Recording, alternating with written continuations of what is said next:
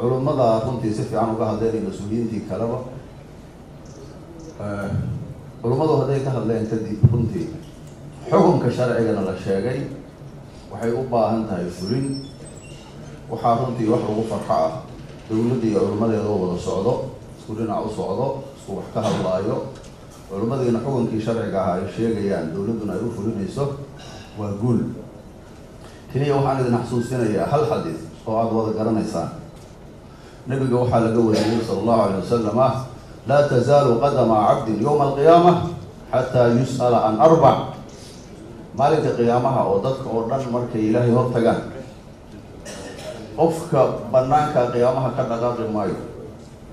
ilaa afar su'aalood la warsado xadiiskana waxaan filayaa Bukhari inuu ku jiro culimada joogan afar ilaa la weydiiyo qofka meesha ka dhaqaaqi maayo afarta waxaa ka mid ah ayaan u malaynayaa amrigiisa amrigii ilaahay ku siiyay maxaad uga faa'iidaysatay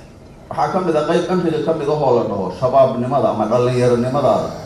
maxaad ku bixisay markaa dhuntay mise waa cibaadaysatay ilaan kuwa ilaahay halkiisa maalin aan hari jirin harsanayo waxaa ka mid ah shaabu nashaa fi cibaadati illah su-aasha kale waxay tahay labada dhiban baan rabaa inaan abaaro oo iyadaan qabaad inaan sheego waxay tahay qofka waxaa la weydiinayaa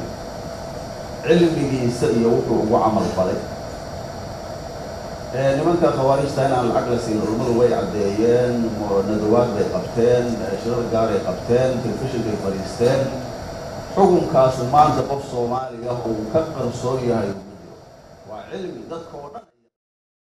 sida salaada inay waajib tahay dadka oo dhan u yaqaanaan qof maanta muslim oo soomaali oo dhihi karo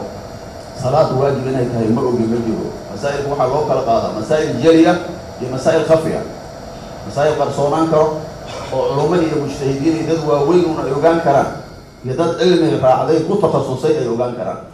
iyo masaa'il qofna aan ka qarsoonayn oo qof walba uu og yahay marka mas'alada maanta inaan nimanka lacag la siinina waxay ka mid noqotay masaa'ilka jaliga ah banaanka yaallo lagu celceliyey culimadu ay sheegeen ku celceliyeen marka taasu cilmi aad leedahay waayo waxaa ka mid ah qofka waan cilmihi fiima camila bih cilmigaagii sad ku soo camal fashay mas'alada horta ma qarsoona tan maalkana nabiga wuxuu yidhi su-aalaha ka mid a la weydiinayo wacan maalihi baa wax laga weydiinaya laba loo kala qaadi weliba min ayna iktasabahu wa fiima anfaqah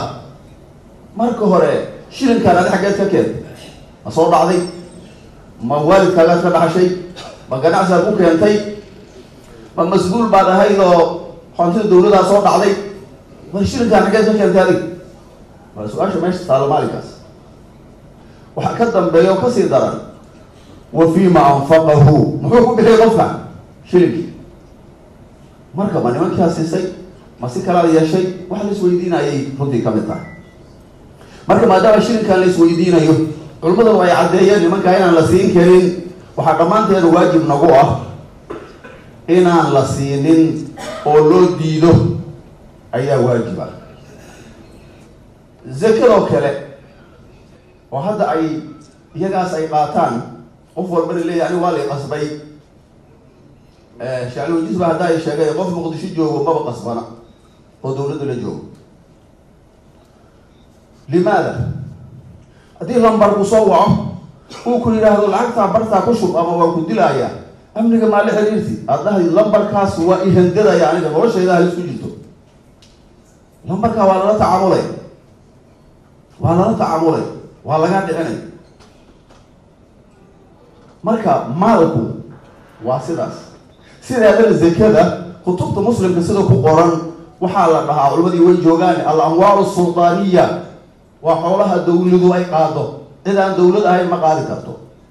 wiil dhuumanayo oo markuu guux maqlana mooto hadday tahay hataa diyaaradu maleynayo kuwaabtiisa ka cararayo ma qaadi karo dawlad baa qaadaysa waa waxyaabaha ilaahay uu isaga qaybiyey bani aadam xataa aan loo xil saarin 8 senti baa la siinaya macruufa oo shareecadana ku cad marka taasna waxaan rabaa maalku waa sidaas